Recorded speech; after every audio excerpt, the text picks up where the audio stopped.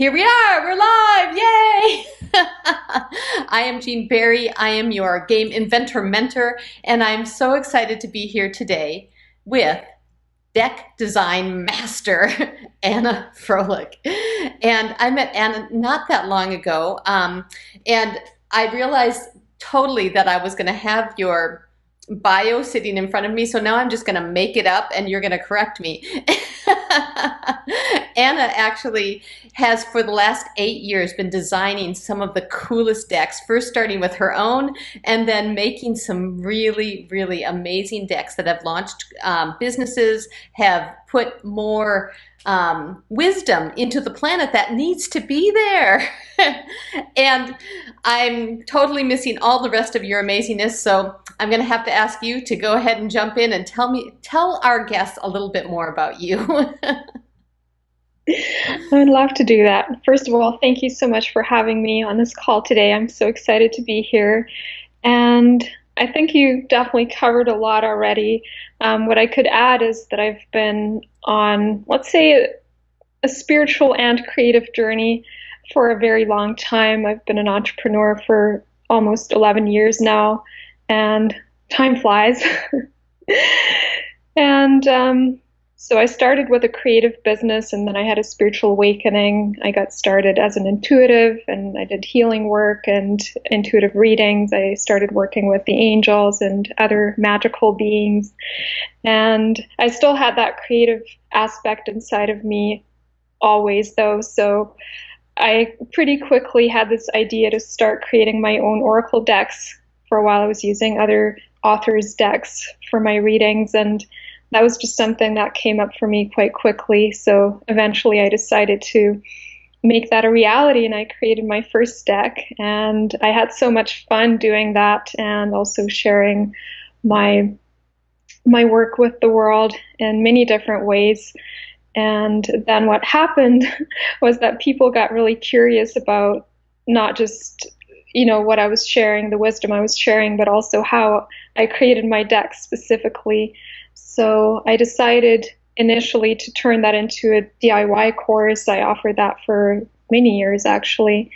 And then eventually I found out that there was another niche for me there too, because there were certain people who were interested in creating their own deck or publishing their own deck, but they were not interested in the DIY part. They didn't really want to do it themselves, and they were more interested in an actual complete done-for-you service.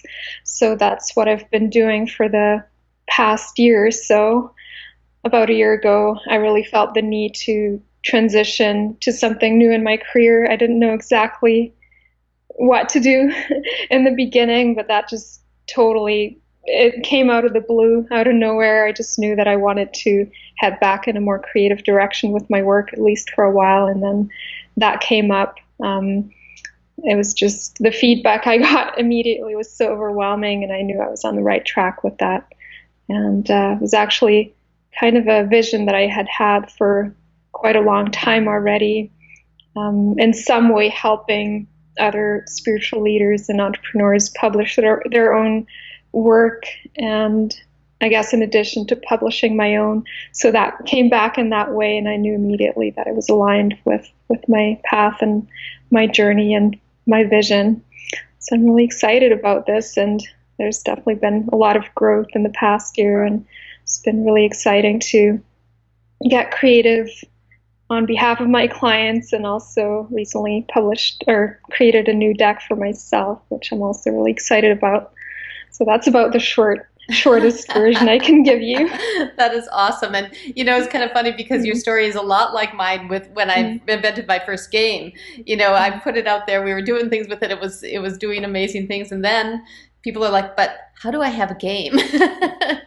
Which is always, the underlying question, well, how do you do that? And I think the question behind it actually is, how do you have fun and creativity inside of your business? And so that's actually what I want to ask you about first. And before I dive there, hang on one second. I do want to say, if you are watching us live, go ahead and send us give us a little hey in the comments so that we can know that you're here. And then if you have questions, of course, along the way, you can absolutely ask those as well. So this is my question, Anna. Can you really have fun and creativity inside of a business? Oh, absolutely. And what I can tell you is for me, nothing else works at this point. And I think that's already been the case for quite a while. That's actually part of why I transitioned to this new into this new direction last year. I just wasn't having any fun in my business. Everything was stalling. I think for me it's also a personal thing. It's just a really important part of my personality. I really need to have this playful, childlike aspect in my work. And when I don't have that, or when I can't embody that in what I do, then I just don't have that magic, you know. And so I can say, yes, you can definitely have that. And I would highly encourage anybody who wants that to go for it, because it, like for myself, it's definitely made everything so much easier. And I also talk a lot about manifesting. That's been part of my journey too. So for me, I can definitely say that when I have fun, I feel like, you know, my energy really expands and I'm so much more magnetic to receiving my desires into my reality, and everything just flows. So that's really beautiful. Well, love this conversation. This is totally, yes. No wonder we love each other. And I'm like, I just, yes, everything to you're doing. And so I want to take that apart a little bit because I want to talk. And hi, Joanne. Thanks for popping on and hanging in with us. If you have any questions along the way, of course, feel free to put it right in the chat. It pops right on my screen so we can do those live for you as well if anything pops up for you. This is what I'd like to ask you about first, is that you kind of talked about it a little bit, is how do you know that you're not having fun? You know, how do you know things aren't working? You mentioned stalling, like things were stalling. Are there any other things that you've noticed for you or even people that you've worked with that had them like say, like this was happening or this is where I am and I can't live like that anymore? Mm. I would say this is a really deep topic for me, actually. I don't even really know where to start. I would say naturally, I've always been this person, this kind of person who just, you know, goes for what I want. And I know what I want and I just go for it. And I don't really, I might wait for it a little while, but not in a way that really makes me feel so extremely depressed, you know. But there has been a time on my journey. I've gone through a lot of change in the last 10 years. I've moved from Europe to Canada and I did a lot of traveling, and there have been so many changes in my career and in my relationships. And there was a time when I was going through a lot of inner child healing, I would say, around the time I came back to Canada. There was a lot going on just in connection with coming back to what I consider to be my true home, and also in my relationships. And it was a very traumatizing process for quite some time. And I started disconnecting from I would say my body, you know, what I was really feeling, my emotions, and I wasn't trusting myself anymore. And I really got to this place where I started making all the wrong decisions, and I just couldn't really feel the truth inside of myself anymore. And that's how I really lost that playful aspect.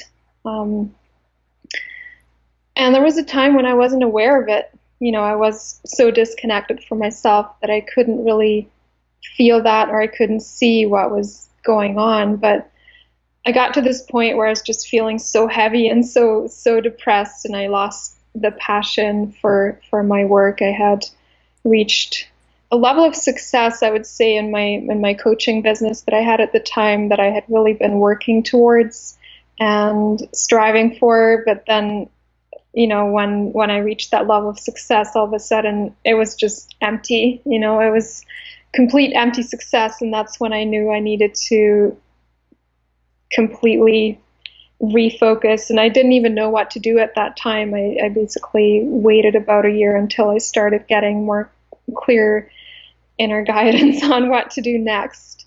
But that's how I knew. For me, just when I'm not feeling good, when I'm not happy, I'm not excited about my work, sharing my work or marketing feels heavy and like a lot of hard work, then I know I'm somehow off track. I'm not aligned with my truth and my magic. Yeah, So yeah. this is, Oh my and it might be gosh. different for And different people, yeah, but well, of course, that's what but it's like for me. Mm, I think, and thank you mm, so much for going so deep, like mm, right here, right now mm, with me and our watchers, mm, because this is, I think, ultimately the what makes Dex magic. You know, it's this space of, you know, you talking about manifesting and finding flow and this joy and all those kind of things. And the shift, of course, was this spiritual shift inside of you of honoring mm. everything that you are. That's amazing. And I think that, and yes, we are going to talk about designing decks. We're going to get there. And yet, this is the core of it, isn't it? Isn't this the core of what we're truly creating behind Oracle decks? Like this self love and this spiritual practice that allows people to get home to themselves and allows that process to actually happen. Hey, Amber. Oh, you're so sweet. Amber says, do you know Amber? Annette, she says, two gorgeous souls. Thank you. Hearts back to you. Thank you. Yes, I know Amber. Oh, yeah, I thought you did. Yeah. Beautiful. Oh, and hi, Lynn. Thanks for popping in. So, yes, we're going to talk about designing decks, and yet this is really the heart of it. This is the heart of what we do. It's about getting to the magic. And so now, actually, I want to ask you about then how do you get to the magic when you're designing decks? Like, how do you get to the magic? What is that spot that has you say, "We're a flow. I'm connected. We're making that happen." What is your process for that? Okay, I would say it's maybe a little bit of a different process for myself compared to what I might do for my clients. It's a very intuitive process for me. Um, when I'm in my natural state of being, I'm just very surrendered to the flow, what naturally wants to come through, and I'm a natural channeler, I would say. So I definitely do this for myself when I create my own decks. But when I create a deck for my clients, the process really starts when somebody first gets in touch with me. I usually already feel, that something is happening, and then we have our first conversation. We do the visioning, first visioning process for the deck to just get more clear on the idea, and then the different specifics of the deck and everything. And so I would say I work a lot with energy. That's really kind of where I start. I just feel into the energy of the deck. I might start getting some visuals. And it's really a collaborative process, just from start to finish, really. So I ask my client questions, and then I kind of process the energy based on what I'm hearing and what I'm seeing. And so I get a rough idea of what we're going to create. But usually, once we really start the creative process, once I actually start doing the work, then usually something just channels through naturally, and it usually surprises me too. So I might have had a rough idea of what we're creating, but it's an intense energetic process. Sometimes I get downloads, I get the healing tools that want to flow into the deck as well, and I can feel that physically. Like sometimes I just need to take a few days or maybe up to a week to just download everything, and then I start creating, and it's really beautiful to see what happens. And everybody's always really happy when they see the work and when they see the first drafts, and well, this is exactly what I've been looking for. Yeah, yeah. But you couldn't figure it out mentally. It just kind of flows through me, and then the magic happens. Yeah, yeah. So Mhm. for those who are watching or maybe listening are like, well, I kind of think maybe I'm getting information, but I don't know if it's really the right thing, or I don't know if it's true. I don't know. I mean, you kind of alluded to this feeling of, fullness or expansion, that kind of thing. How do you know when, like, you got it? Oh, like, this is it. This is the one. That's a really good question. I think a lot of people tend to overanalyze way too much, and that's how we block ourselves. And I think there's often like a disconnect between the mind and the body. So this is something I've really worked on for myself over many, many years. And I've really learned to simply trust, like to get my mind out of the way, to trust what comes through directly, and then just let that flow into action, into physical creation very naturally. I think the biggest part really is when we block ourselves mentally, then we never really know because we're constantly doubting and we're creating that disconnect. But um, for me, I'd say it's always trusting what I'm feeling in my body. When I feel the excitement, when I really feel that it's flowing, this is also grounded, this is connected to the core of my being. This is really coming from somewhere deep inside of me as well. And it also reflects the essence of my experience, my wisdom, my work. And but ultimately, I would say just really trust what you're feeling in your body. Is this a grounded idea? Is this ready to come to life? Is it more of a dream that's still up here, kind of like wishful thinking? Sometimes that can be the case. People might say, I really want my own deck, but maybe they're not ready yet. That's a totally different energy than, someone's really ready to share their work in this way. I think you'll just know, and it flows naturally and easily. I think that that's actually Mm, an incredibly mm, good point, and that's mm, the same thing that I'm working with when I'm working with clients, especially for games mm, or things that, making a physical product in the world is an investment. And so we as, midwives of that process, we actually need to assess, along the way, is this person really ready? Do they have everything else in place? Because of course we want to see them have wild success and really have it get out in the world in the way they envision mm, it.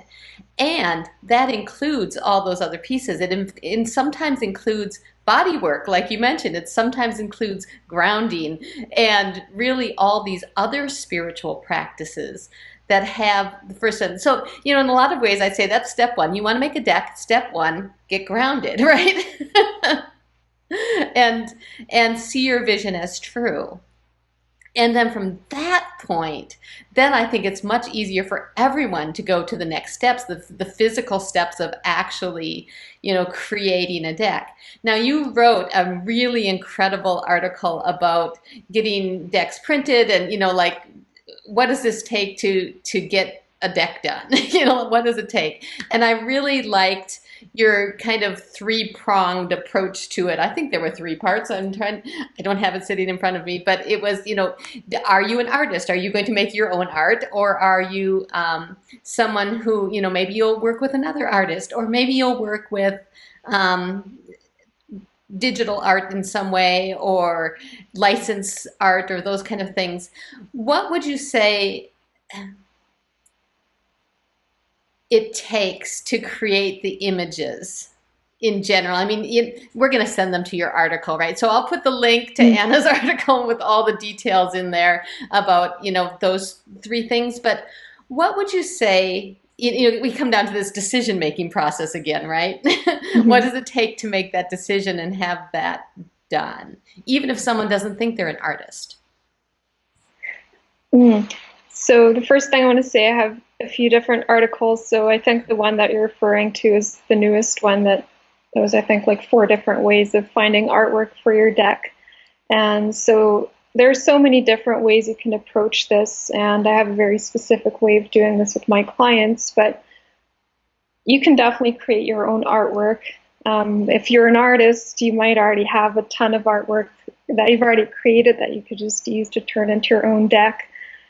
So far, I have had one client who created her own artwork. She had already kind of, printed her own little mini version of her deck, and then she wanted to get it done professionally. So I just took what she already had and then did the graphic design for everything. And so that was a pretty quick and easy process. Now, for most of my clients, they don't really have that gift of like creating their own art or even doing any kind of graphic design. And so I'd say for most of my clients so far, I have custom created the artwork using different tools and techniques. And you can find resources online too. I mean, you can find free graphics, or you can find like stock images, royalty-free stock images that you pay for. But you have to be a little bit cautious there because you can't use everything. So there's a little bit of a gray area there, especially with Oracle card decks. With other kinds of prints, it's a little bit easier. The Oracle card decks are kind of in a gray zone between books and games, or merchandise. So it's, yeah, you just have to be a little bit more cautious there. So what I usually do for my clients is I just find the resources that I need, and then I piece them together in a completely new way. So it is like also custom creating the artwork for the deck itself. You could also collaborate with an artist if you know somebody, maybe a close friend who does artwork. That could definitely be an option too. I know people who have done that successfully. A friend of mine, close friend of mine, he's more of a writer and a teacher, and he connected with an artist and they created this really beautiful deck together. And I imagine they're probably, splitting all the costs for printing and then splitting the profits. So that's one way you can do it. But I would say if you're self-publishing, that might not sometimes might not be so easy, because you have to pay royalties sometimes too, and then it can get really complicated and also a much larger investment. So anyway, those are a few different ways you can do it. And absolutely, there's no question that this is the piece I think that hangs up a lot of people saying, well, even if they are artists, they're like, but I don't know how to put it on the card. And the whole idea of licensed artwork and that kind of thing. I do have a client also who paid an artist for the licensing for the deck, and then on top of it, she's still paying royalties. So she's got both things going. So yes, those things are absolutely things that you must consider when you're putting things out there. And one of the other things that I really love to do, especially for people who say I'm not an artist, but they're going to go contract with a designer like yourself. They're going to go find someone to do that. I like to send them into their kitchen table. Some of them have art bins with some watercolor paints, and just get themselves flowing. I really love that practice of just getting them putting something on paper so that when they come to a designer like you, they're like, okay, I feel light and free instead of upset and nervous that how is this going to go? And of course, Anne is a master at getting you relaxed and into the zone of what you need as well. So that's a really cool way to approach that. So if someone, Anna, wants to work with you, what is the first thing you do with people? What is kind of how do you vet them, find out what they do, and get into the space? So the first step would really be to get on a call with me. That's what I usually do. And so it'd be like a 45-minute call where we really get to know each other, and the person would get to share more about their vision, their business, if I don't know anything about them yet. And I'll just ask them everything that I need to know. So we start the grounding process basically of really clarifying the vision, and then the very specific details of the deck, down to, how many cards do you want to have in the deck? What kind of artwork inspires you? And what's the size of your cards? What kind of box or packaging are you envisioning? Are you going to need any help with like the copywriting too? I've done that for some of my clients too. They just like got everything done by me, so they just wanted the complete package, and so we just outline all the details, and then I'll create a package for every single project, and we'll get a quote for the work, and then we move from there. If it feels like a yes, then we can usually get started quite quickly, depending on how busy I am. But, So how long so, does it take to mm, actually create a deck from start to finish usually? mm. Yeah, it definitely depends on how busy I am. For the more simple decks, I would say it could be about 4 to 5, maybe max 6 weeks. For more complex decks, if I really create all the artwork, if it's more complex artwork, then it could be anywhere between maybe 6 and 10 weeks. But I'm typically pretty fast at getting things done, because it just starts flowing, and then I just need to stay in that flow. So that's how I usually do it. Beautiful, beautiful. Mm, And we had someone asking if there's a mm, printer that you recommend, and I think this is kind of one of those groaner mm, questions, which is like, okay, it depends. But yes, there are a couple of printers I know that I recommend and that Anna also recommends. So you want to share any of those, Anna, also? mm. Yeah, I can do that.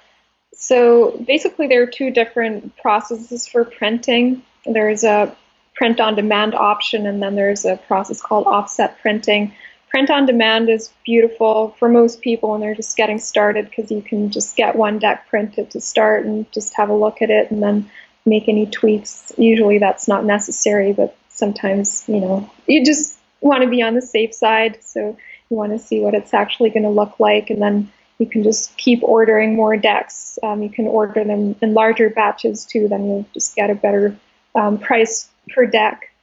Once you're ready to expand, and I have one client who has done that, she has an established business, and she has that kind of budget for large investments, and she has already sold out some of like the first deck that I created for her last year. She sold it out immediately, and then she sold out, like she sold another 120 copies within a day when she ordered the second batch. So for her, when I did the second deck for her, it made sense to just order more cards at a time. So we went to another company that does offset printing. And so the thing is, it's more complex for the company to set up initially. So they don't do just one deck. You usually need to order 500 copies at a time at least. That makes sense once you really know that your deck is selling, and you just have the audience, and you're ready to expand Right. to this level. But for print on demand, there are a couple companies that I recommend. First of all, makeplayingcards.com. That is my current favorite, because they really have all the really beautiful finishing options, including gloss and glossy card finish, which I really like. For one of my decks, I've used the Game Crafter too. They have gotten way better too. I started with them back in 2012 or 2013. Mm-hmm. The first deck I got printed. I was not very happy with the quality, but they have improved a lot too. The only thing is they don't do the gloss finish, so for some decks I don't really like using them. But Right. I have I one deck that I yeah. tend to use them if the people Mm, need other game parts. If there's other things that they mm, want inside of there, that then they can provide those as well. So that's cool. mm, Do you have any samples right there, or maybe we can just post some pictures afterwards of mm, of some of the decks that you've made. Whichever one you want to do. Maybe a picture mm. looks better than on the screen. Trying to get it right. Yeah, we could do both. I do Okay. have a few samples here, Yeah. so I Let me. can maybe the first. Okay, I'll show you the first deck that I ever created back in 2013 and 12 through 14. So this is the lid of the box. The box is new. I've redone this in the meantime. The magical heart healing cards. Beautiful. And so these are text-based cards. I can just show you a few. So they they all look the same. They have different messages. There's a different message on each card. And this is the back.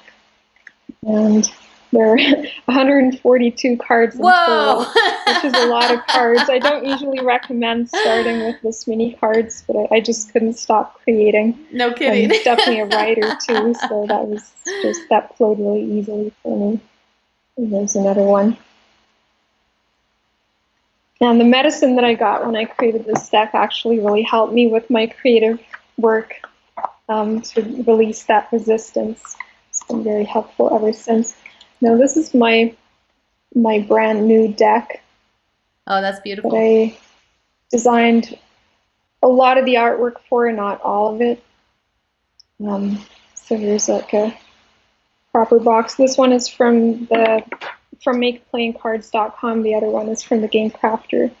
And then I can just show you a few examples of the cards. So this one's they're beautiful right here. And, okay, I know it's a little bit shiny. Yeah. Very nice. Let's see. There's another one.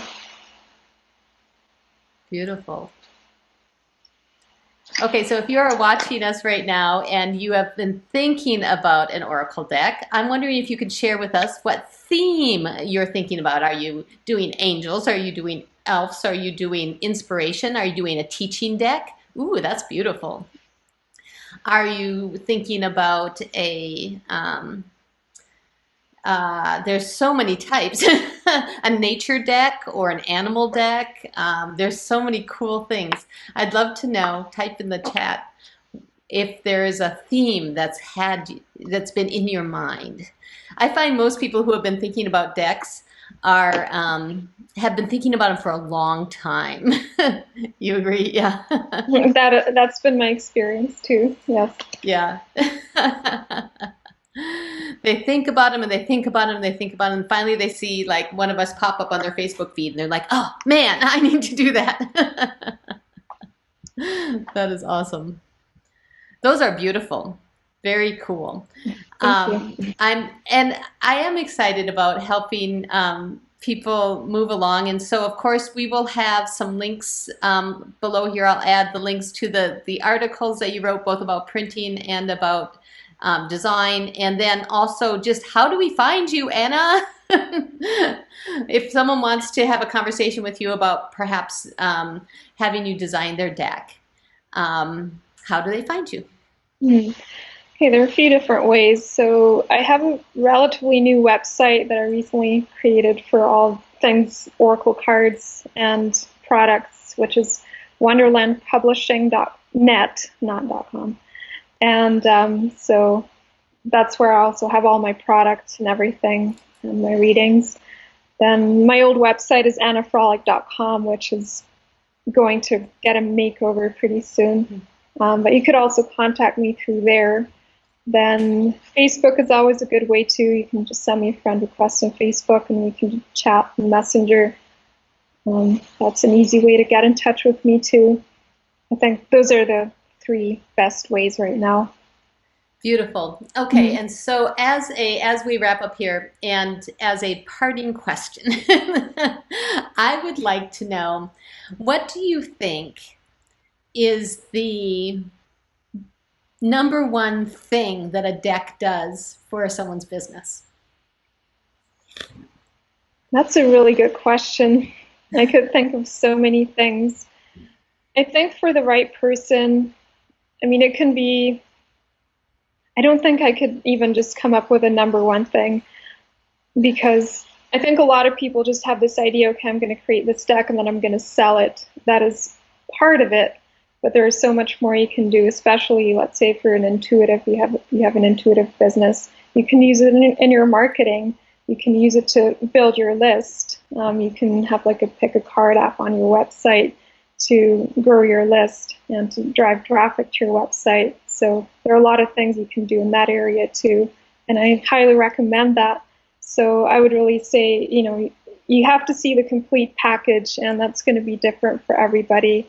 And that's also something that I can help my clients with, you know, to really see how they're going to actually use their deck in their business beyond just selling it, because there's so much Absolutely. more. Mhm.